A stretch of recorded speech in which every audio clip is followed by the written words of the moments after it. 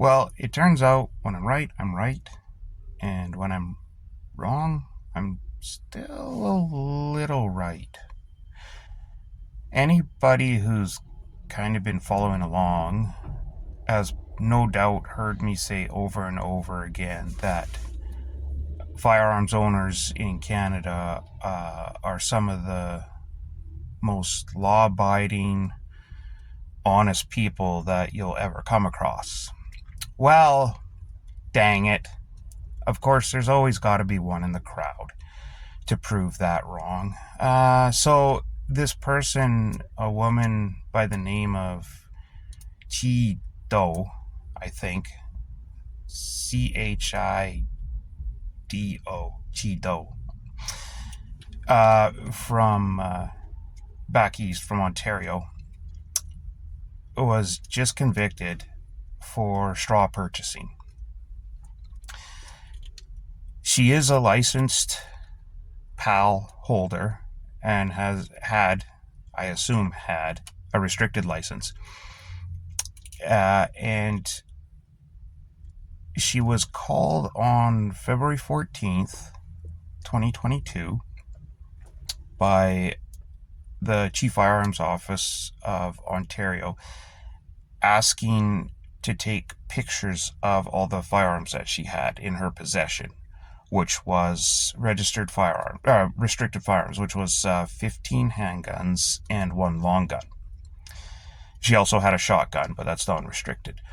The reason that tipped them off was she had bought 4 handguns in just a couple of days, and they suspected of the same type, and they suspected that she was a straw purchaser. So they wanted to verify that she actually had the firearms that she purchased. So they called her up, asked her to take photos of her collection so they could verify that they were indeed in her possession. So when they called, she was on her way to work, and so she said, "Oh, I'm already running behind. Can I do this later?" And they said, "Yeah, that's fine." So later comes and goes, and early the next day, February 15th, 2022, she calls up the Peel Police and reports her entire firearms collection as stolen.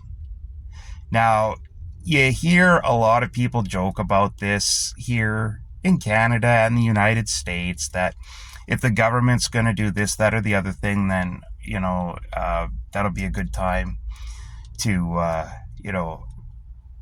make the report that your firearms, unfortunately, were all lost in a boating accident. It's kind of a running joke. It's just, oh, that's too bad. I already lost all my guns in a boating accident. So, anyways, this lady decided to make that real. So she got caught, and her first go-to was, they were all stolen. So it turns out that she lives in a basement suite with her parents, and when they investigated, the basement suite is apparently, the windows are too small for anybody to fit through. There's no surveillance, so they couldn't see anybody coming or going. So there was no evidence at all that anything was broken into. So the safe, the front door, nothing. So that was suspicious to them as well. So her defense, when they asked why she had so many guns, she said she liked to collect them. She's never fired a single one of the guns that she's purchased, which is not entirely suspicious. When my collection was much larger, before I had to liquidate most of it, I had firearms that I purchased that I never intended to fire. They were purchased simply as part of a collection, and that was the purpose of them for me, was to keep them unfired. Of course, I know they are fired when they leave the factory to make sure that everything's functioning, but as far as being in the hands of a person outside of the vendor chain, they were never fired. So I wanted to keep them that way. But the guns I did and do use get used well. So she said she wanted to collect them because she liked the loud noise they make and that they go pow. Not kidding. This was in quotes in the article. When asked why she had so many guns and what she liked about them, she said she likes that they go pow. Anyway, when asked why or how her guns were stolen, she came up with this story that she had been having an affair. She's apparently married because it makes reference to her husband and a 13-year-old son. The article does. So she said she had an affair with a Sri Lankan guy, but for a year and a half, but she couldn't remember his last name because it was too long. So she was stooping somebody for a year and a half, but couldn't remember their last name. Interesting. Okay, sure. So that, I don't know, plausible deniability, more like implausible deniability. Another reason why she purchased 3 Glock 19s. Now, again, on its face, as a collector, I'll say that that's not entirely suspicious on its own, because again, I had a number of firearms. These were neat guns that I wanted one as a showpiece that didn't get any abuse at all, didn't get fired, nothing. And then one that I would, abuse at the range. So on its face, it's not entirely unusual for someone to buy more than one gun, especially if it's kind of a gun that you probably aren't going to see in Canada again. So a lot of people will buy multiples of them just for spare parts, because maybe they didn't make spare part kits available, and that they're never gonna import these ever again. So you buy up, a half a dozen of them. Heck, 10, 15 years ago, it wasn't uncommon for people to buy SKS rifles by the crate. Seriously, people would buy, crates of 10 SKS rifles. Nobody would blink an eye, and these are non-restricted firearms. So again, on its face, it's not suspicious. But when you look at the totality of the situation, the circumstantial totality, it all starts to seem weird. Buying multiple guns in a short period of time, like 4 guns over a couple of days, again, in and of itself, not suspicious. I've done that, like Black Friday sales, Boxing Day sales. Back in the old days, there are some gun vendors would be like, if you spend a certain threshold, spend $500 or $1,000, you would get a free something, a free shotgun, or a free 22 or something like that. So you go and you buy the 1 or 2 guns that are on sale already that you've had your eye on, then they throw in another one, and then all of a sudden you've bought 3 guns in one purchase. And maybe you do that at multiple vendors, because there's another vendor that has a deal like that. Buy one, get another one half off, or some stuff like that. So, in the course of an afternoon, you may have bought 5 or 6 rifles or handguns or a mixture. So again, on its own, not suspicious, but there's always, when these things happen, there's always a reason for it, right? Not just, I bought 3 or 4 or 5 of the same pistol, with the reason being that I'm going to give one to my husband once he gets his restricted PAL, and I'm going to give one to my 13-year-old son once he's old enough, in case the government decides to take them all away. The fact that she reported the collection missing the very next day after she got the call from the CFO to verify her collection, again, on its face alone, is not necessarily suspicious. Because a lot of people, they don't check on their safe or their cabinets every single day. And they may have them in a completely different room, or, even if they do have them in the closet, like a lot of people do put them in the closet because it's just convenient. It's kind of hidden behind clothes and everything. Although most people that will break into your house, one of the first places they're going to go is to your friggin' closet because they know. But a lot of people still put them there anyway. But they're behind your clothes and everything, so unless you're actually looking, you might not even notice it. So you may have been robbed at some point if somebody was able to get into your house without causing damage and get into your safe or your difficult to break into cabinet. I keep saying that for people that don't know, because that's how it's worded. That's how the legislation is worded in the CCC, is that restricted firearms must be kept in a difficult to break into room or cabinet. So, or something like that.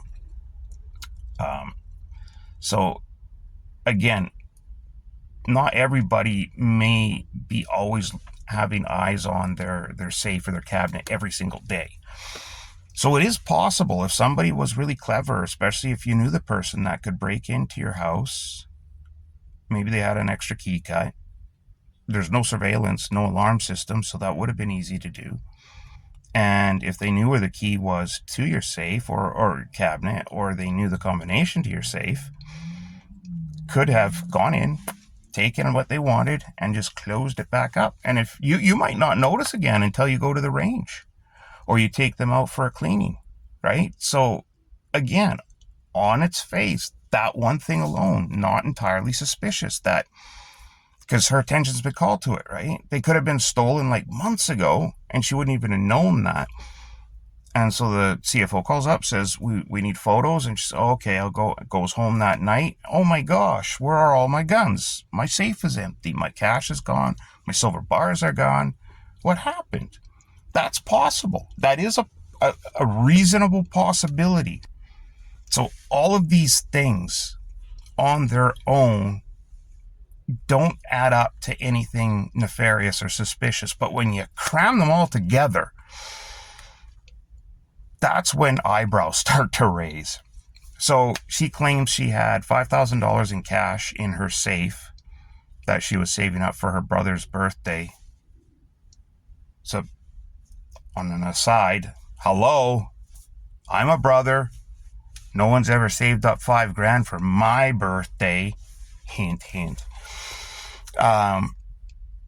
But anyway, she has this safe in the back of her closet in her basement suite in the bedroom.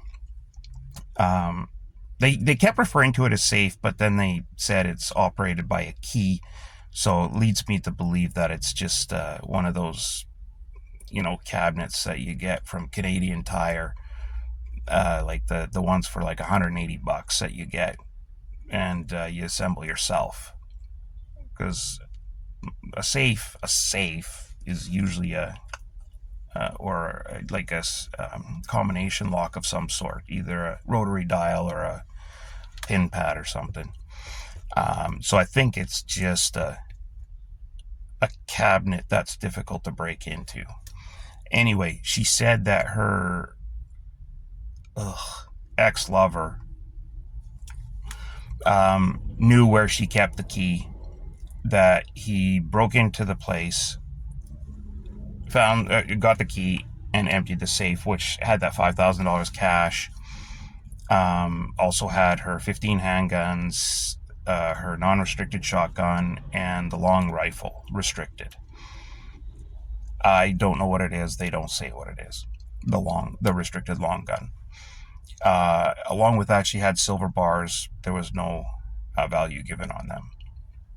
So what they stole was all the cash, the silver bars, and all the handguns. They left behind the restricted long gun and the shotgun. So again, just like with what I've laid out so far, you can see there's reasonable doubt all over the place here. all of these situations, again, on their own can easily be explained away with sufficient reasonable doubt to have to be acquitted. However, when you start to add them all up, it gets more and more difficult. And then, of course, there's the one that seals the deal. So in November 18th, 2021, in another city, patrolled by Hamilton Police Service. So she's in Peel Region, and this is in Hamilton. I'm not sure if I don't know how the system works in Ontario. I don't really care. So anyway, in Hamilton, the police there conduct a search on a house for other reasons. And when they do execute their search, they find 11 firearms, 11 handguns that have had their serials filed off. Of course, bad people, this is the first thing they do when they get a gun. They file off the serials so that they can't be traced, even though they still can. But there are still ways of tracing a gun even without the serial. But anyway, they find these guns. However, the RCMP lab was still able to recover the serials on 3 of the handguns. And lo and behold, who do they come back to? Well, they come back to She-Do. They identify 3 of the guns that they came across in November of 2021, months before she was called by the CFO to verify her collection via photos. And they all came back, once they recovered the serials, they came back registered to She-Do. So now all of her excuses go out the window. The faux boyfriend from Sri Lanka, whose name she can't remember.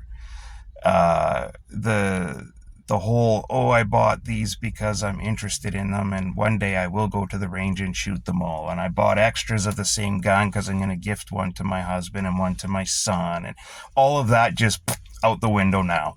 All gone.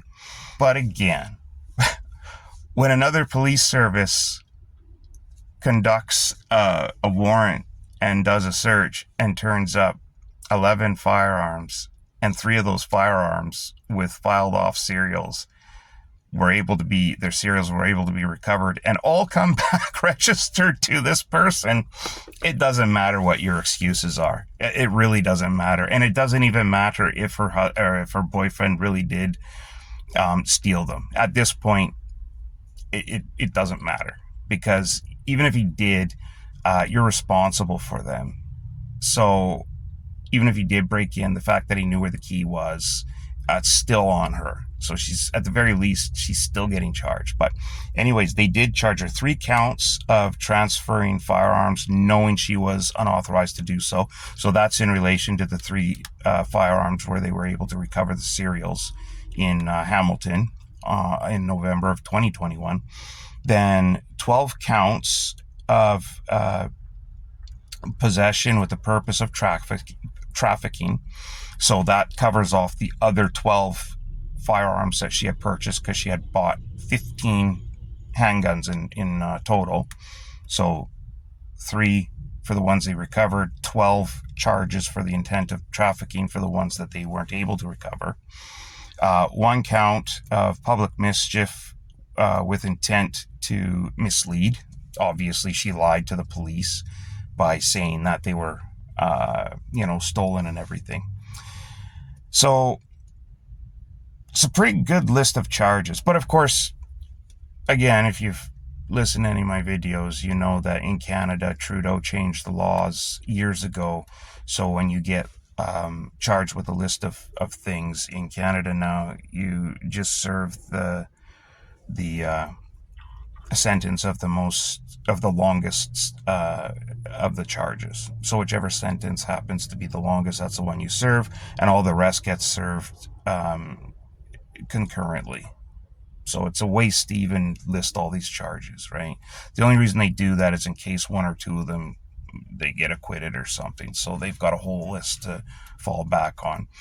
But so you take that into consideration. So even though she's been charged with 16 counts against the CCC, Canadian Criminal Code, sorry.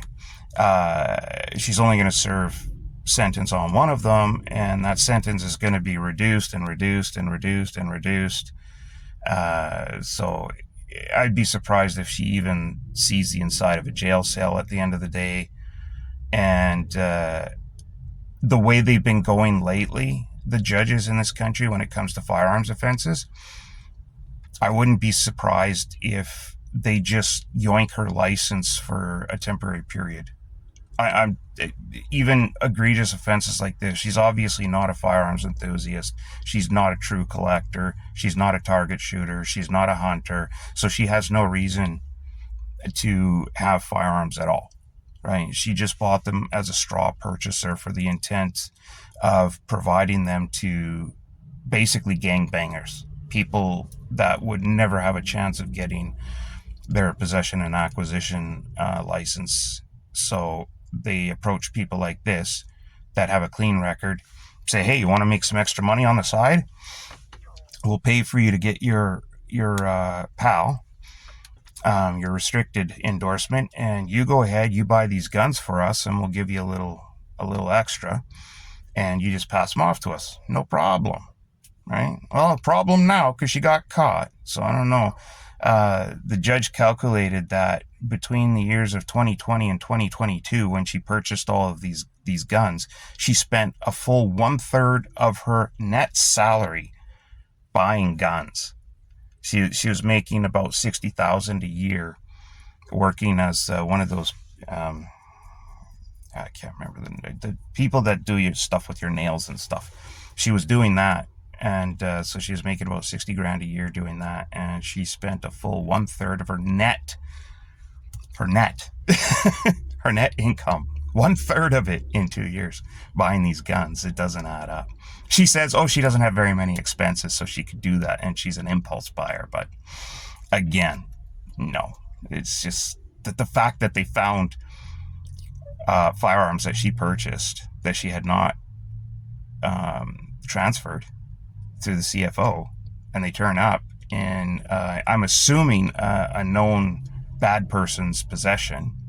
I mean, police just don't search someone's house willy-nilly for no reason. There's, 9 times out of 10, there's a reason. Sometimes they get it wrong, but most of the time they get it right. And so the fact that at least 3 of the firearms she had purchased and were registered to her found their way into the possession of a bad person who filed down the serials. I mean, you can't defend that, right? You can't defend that. Everything just goes out the window. So again, I bring this up because I'm always spouting off about how Canadian gun owners, and by proxy, American gun owners too, but I still will stand by the statement that by and large, gun owners, firearms owners, will be, the majority of the time, will be more law-abiding, more honest, and will be less likely to break any laws, especially laws related to firearms. Now, again, yes, she had a firearms license.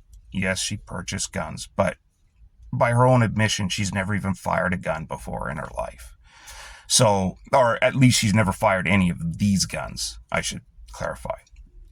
So the fact that she's never fired any of these guns, just gets her license, starts blowing 1/3 of her net salary purchasing guns. None of it makes sense, right? This is not a firearms owner. This is not a firearms person, the type of people of whom I usually speak, right? When I talk about firearms owners, I'm talking about honest firearms owners, hunters, true hunters, true collectors, true target shooting enthusiasts, true competitors. That's what I'm talking about. I'm not talking about people that do this for straw purchasing. These are bad people. She's a bad person. And the key behind all of this, there may be some people going, see, that's why we need more strict gun laws. No, we don't. Because guess what? All of this was done with the existing laws that are on the books today. Everything, all of this was done with all of the existing laws that we have on the books. We don't need any new legislation. We don't need any new laws. We don't need any stupid orders in council. All of this was already on the books. All right. And I mean, you could say there was a failure here. I don't know how long it took for them to recover the serials on these guns. And maybe it was the fact that they recovered the serials that prompted the CFO to contact her in February of 2022 in the first place to verify her gun collection. I don't know. They don't get into those details in the article.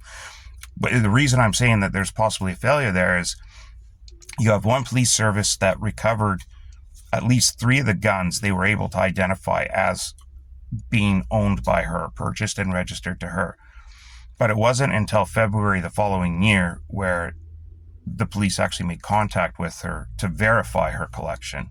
Again, I don't know. Maybe that's how long it took for the lab to recover the serials on those guns and for them to go to a judge and whatever they need to do, or to coordinate with another police service because she's in a different region than the Hamilton Police Service. And then this is falls under the purview of the RCMP, so then they have to go to the CFO. So all of that stuff takes time. And maybe that's why it was from November until February of the following year before this was all caught.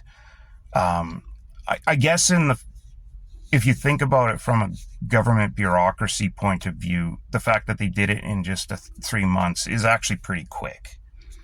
But when you think of it from guns in the hands of bad people, 3 months is an eternity.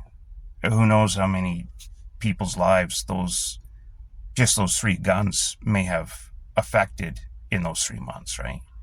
So if you want to improve anything, improve that efficiency, right? Spend money on teams dedicated just for this stuff, instead of teams that are dedicated just going after legal and licensed firearms owners,